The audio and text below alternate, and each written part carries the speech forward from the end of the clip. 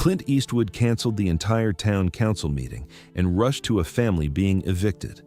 When he learned why the bank was taking their home, his response shocked everyone. It was April 15, 1987, in Carmel by the Sea, California. Clint Eastwood had been mayor for exactly 11 months, an unlikely political turn that had stunned Hollywood and amused the small coastal town of 4,000 residents. He'd run on a platform of common-sense governance and reducing bureaucratic nonsense. Most people thought it was a publicity stunt. It wasn't. That Wednesday morning, Clint was scheduled to chair a town council meeting about parking regulations and beach access permits, the kind of small-town minutia that filled most mayoral calendars. The council members were already seated. Local residents filled the gallery. Clint was reviewing his notes when his assistant, Maria Santos, rushed into the chamber. "Mr. Mayor," she whispered urgently, "there's a situation on Torres Street. The Mitchell family. Sheriff's there for an eviction." Clint looked up. "Can't the sheriff handle it?" "The family has 3 small children," Maria said quietly. "They're putting their belongings on the street right now. The father is a veteran. I thought you'd want to know." Clint was quiet for a moment, then stood up abruptly. "Ladies and gentlemen," he announced to the room, "we're postponing this meeting. Something more important just came up." The council members exchanged confused looks. Residents murmured, "Postponing a scheduled town meeting for an eviction? That wasn't protocol. That wasn't how things were done." "Mr. Mayor," one council member objected, "we have a full agenda. This isn't—" "It's exactly what we're doing," Clint interrupted, already walking toward the exit. "Maria, get me the address. And someone call the sheriff. Tell him the mayor's on his way." What nobody in that council chamber understood yet was that Clint Eastwood hadn't become mayor to argue about parking spaces. He'd become mayor because he'd grown tired of watching bureaucracy crush ordinary people while officials hid behind procedures and regulations. The Mitchell family lived in a small cottage on Torres Street, 3 blocks from the beach, in one of Carmel's less affluent neighborhoods. Thomas Mitchell was 52 years old, a Navy veteran who'd served in Vietnam. His wife, Elena, was 48 and had been battling lupus for 3 years. Their 3 children, Sarah, 12, Marcus, 9, and little Amy, 6, had lived in this cottage their entire lives. Thomas had worked as a fishing boat captain for 20 years, providing a modest but stable income. Then, 2 years ago, Elena's illness had worsened dramatically.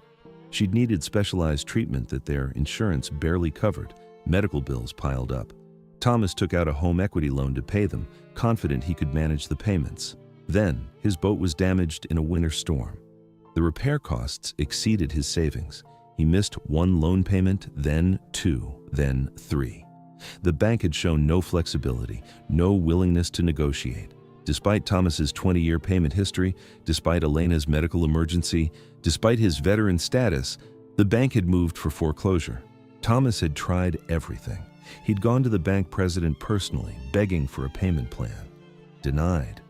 He'd sought help from veteran services. They had no emergency funds available. He'd even tried to sell the boat to catch up on payments, but the damaged vessel wasn't worth enough to cover the debt.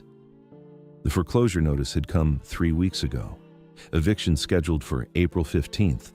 Thomas had spent every day since trying to find a miracle that never came. Now, on this Wednesday morning, Sheriff Deputy Martinez stood in the Mitchell's doorway with an eviction order while a court-appointed crew began removing furniture from the house. Sarah, Marcus, and Amy sat on the curb, crying, watching their beds and toys being stacked on the lawn. Elena sat in a wheelchair, too weak from her latest treatment to stand, tears streaming down her face. Thomas stood helplessly, his hands shaking, watching his life disintegrate. "I'm sorry, Tom," Deputy Martinez said quietly. "I don't like this any more than you do. But the bank's within their rights. The paperwork is all in order." "My kids," Thomas said, his voice breaking. "Where do I take my kids? You have family you can stay with?" Thomas shook his head. "My brother's in Oregon. Elena's parents are dead. We've got nowhere." Neighbors had gathered on the street, watching in sympathy but helpless to intervene. The Mitchells were well liked. Thomas always helped with neighbors' repairs. Elena had organized the street's Christmas decorations for years, but nobody had the resources to help beyond offering temporary spare rooms. That's when the mayor's car pulled up. Clint Eastwood stepped out, still wearing the casual button-down shirt he'd had on for the council meeting. He walked directly to Deputy Martinez. "What's the situation?" Clint asked. Martinez, surprised to see the mayor, straightened up. "Foreclosure eviction, Mr. Mayor. Everything's legal. Bank order executed by the court."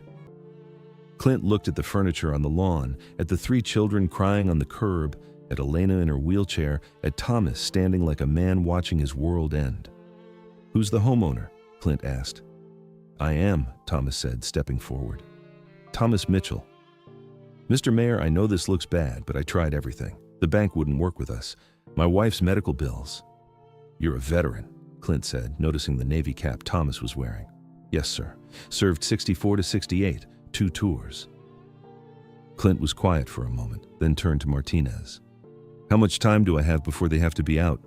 "Legally, they should have been out an hour ago, but I can give you maybe 30 minutes before the bank representative shows up to secure the property." "Give me the 30 minutes, Clint said. Then he turned to Thomas. "Tell me everything, fast. Why did the bank foreclose?" Thomas explained rapidly: Elena's illness, the medical bills, the home equity loan, the damaged boat, the missed payments, the bank's refusal to negotiate. "How much do you owe?" Clint asked. "Total debt is about $45,000, Thomas said. "But the missed payments that triggered the foreclosure, that's $12,000. If I could have paid that, they might have worked with me on restructuring the rest." "Might have.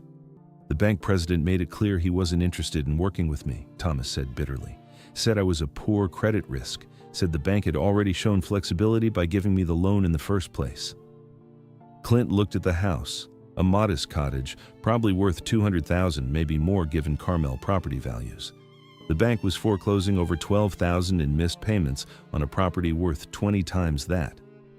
"What's the bank?" Clint asked. "Carmel Coast Savings," Thomas said, "on Ocean Avenue." Clint turned to Maria, who had followed him from town hall. "Get me Carmel Coast Savings on the phone. I need to speak with the president, now." "Mr. Mayor," Martinez said carefully, "I don't think the bank is going to—" "Get them on the phone," Clint repeated. Maria made the call. 5 minutes later, she handed Clint her mobile phone. "Bank President Richard Howell." Clint took the phone and walked a few steps away, but his voice carried clearly in the quiet street. Every neighbor, every child, every person present could hear every word. "Mr. Howell, this is Mayor Eastwood. I'm standing in front of the Mitchell property on Torres Street watching a family with 3 small children being evicted." "Yes, I'm aware it's a private bank matter. I'm calling because I'd like to understand your bank's foreclosure policies, particularly regarding long-term customers facing medical emergencies. Mr. Howell, let me be very clear. You're foreclosing on a Navy veteran with a sick wife and 3 children over $12,000 in missed payments on a property worth $200,000. Does that sound like sound banking to you? I understand that banks aren't charities, but they're also not executioners. Here's what's going to happen. I'm going to make sure every resident of Carmel knows that your bank showed 0 flexibility, 0 humanity, 0 recognition of 20 years of perfect payments because of a medical emergency. You do that. You think about how your bank looks when this story gets out." Clint hung up and walked back to Thomas. "The bank's not budging, so here's what we're going to do." He pulled out his personal checkbook and started writing. "Mr. Mayor, you can't," Thomas started. $12,000 to cover the missed payments," Clint said, still writing. "This check goes to the bank today. That stops the foreclosure. Then you and I are going to work out a repayment plan that doesn't involve losing your house." Thomas stared at the check Clint held out to him. "I can't accept this. I don't know when I could pay you back." "You'll pay me back when you can," Clint said. "Interest-free. No deadline. When you're back on your feet, we'll work it out. Right now, your kids need a home and your wife needs stability. Take the check." Thomas took it with shaking hands, tears running down his face. "Why would you do this?" "Because I'm mayor of a town that should take care of its own," Clint said. "Because you served your country and you deserve better. Because your wife is sick and your kids are crying on a curb. Pick whichever reason you like." "I don't know what to say." "Say you'll get that check to the bank today and save your house." Elena, watching from her wheelchair, was sobbing. The neighbors had gathered closer, many of them crying too. Deputy Martinez was staring at Clint in disbelief. But Clint wasn't done, not even close. He turned to the crowd of neighbors who had gathered closer. "How many of you are Carmel Coast Savings customers?" About a dozen hands went up. "Here's what I'm asking you to do," Clint said. "If you believe that what this bank did to the Mitchell family is wrong, if you believe that a bank should show some flexibility for long-term customers facing medical emergencies, then you should consider taking your business elsewhere. I can't tell you where to bank. I can tell you where I won't be banking." The crowd murmured. Several people nodded. Then Clint turned to Maria. "I want a town meeting scheduled for next week. Topic: creating an emergency assistance fund for Carmel residents facing financial crisis due to medical emergencies. If the banks won't help our residents, then we will." Within an hour, Thomas had delivered the check to Carmel Coast Savings. The foreclosure was stopped. The eviction was canceled. The Mitchell family moved their furniture back inside their cottage. But the story didn't end there. By that evening, news of what Mayor Clint Eastwood had done had spread through the entire town. By the next morning, it had made regional news. By the end of the week, it was a national story. The publicity was devastating for Carmel Coast Savings. Within 10 days, over 300 customers had closed their accounts and moved to other banks. The bank president, Richard Howell, was forced to resign. The bank itself was eventually absorbed by a larger institution, and the Carmel Coast Savings name disappeared. But more importantly, Clint's proposed emergency assistance fund became reality. At the town meeting the following week, the Carmel City Council unanimously approved the creation of the Carmel Community Crisis Fund, seeded with $50,000 in city money and donations. The fund's mission was simple: provide emergency financial assistance to long-term Carmel residents facing crisis due to medical emergencies, natural disasters, or other circumstances beyond their control. No bureaucratic red tape, no credit checks, just help when people needed it most. Clint made the first donation, $50,000 of his own money. Local businesses contributed, residents contributed. Within a month, the fund had raised over $300,000. Over the next 18 months of Clint's time as mayor, the fund helped 47 Carmel families avoid foreclosure, bankruptcy, or homelessness. It paid medical bills, covered emergency repairs, provided temporary living assistance. It became a model that other small towns across California studied and replicated. The Mitchell family became the fund's success story. Thomas got his boat repaired and returned to work. Elena's condition stabilized with the stress of potential homelessness removed. The kids stayed in their schools, in their home, in their community. Thomas paid back every cent to Clint over the next 3 years, despite Clint's insistence that there was no rush. When the final payment was made, Clint refused to accept any interest. Years later, in an interview about his time as mayor, Clint was asked what he considered his greatest accomplishment in office. He didn't mention the reduced regulations or improved beach access or any of the policy changes he had implemented. "There was a family about to be evicted," he said. 3 kids sitting on a curb crying because a bank wouldn't show flexibility for a medical emergency. We stopped that eviction and created a system so it wouldn't happen to other families. That mattered more than anything else I did. Today, the Carmel Community Crisis Fund still exists, though it's been renamed the Mitchell Eastwood Community Assistance Fund. It's helped over 400 families in the decades since its creation and has assets of over $2 million. At the fund's headquarters on Ocean Avenue, there's a photo on the wall. It shows Mayor Clint Eastwood standing with the Mitchell family in front of their Torres Street cottage. Thomas has his arm around Elena. The 3 kids are smiling, and Clint is doing something rare for him in photos. He's smiling too.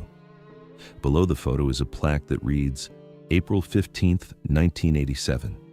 The day a mayor chose people over procedures. The day Carmel remembered what community means. The story of Clint Eastwood canceling a town meeting to stop an eviction reminds us that leadership isn't about following protocols. It's about recognizing when protocols fail people and having the courage to do what's right anyway. He didn't have to get involved. He could have let the sheriff handle it, let the system run its course, let the Mitchell family become another statistic. Nobody would have blamed a mayor for not personally intervening in every private foreclosure. Instead, he showed up, he listened, he acted. And in doing so, he didn't just save one family, He changed how an entire community thinks about taking care of its own. If this story of leadership and community moved you, subscribe and share it with someone who needs to remember that the best leaders are the ones who show up when people need help, not just when cameras are rolling. Have you seen leadership that put people over procedures? Share your story in the comments. Ring that bell for more stories about legends who understood that power is meaningless unless you use it for good.